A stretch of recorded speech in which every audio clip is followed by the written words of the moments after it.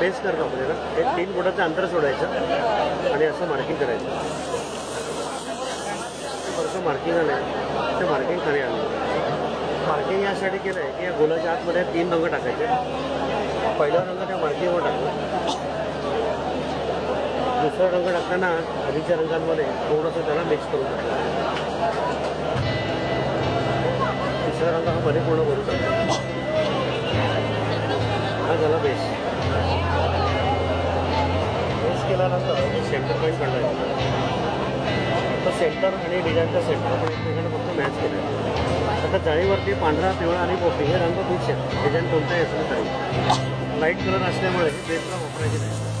सुरुवातीला हिरवा रंगाची बाहेर फिरवला.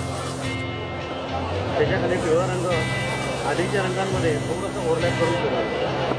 तसंच पांढरा पण पिवळ्यामध्ये ओव्हरलॅप करून फिरवला. आता शेवटी पिवळा रंग पांढऱ्यात मिक्स करायचा आणि डिझाईन हळूहळू हे पूर्ण करायचं. ठीक आहे. आता जे रंग आपण खाली टाकले होते ना त्या रंगांवरती सगळं डिझाईन हे तयार. ही पूर्ण प्रोसेस या केलेली आहे. रंग कोणती खाली टाकायचं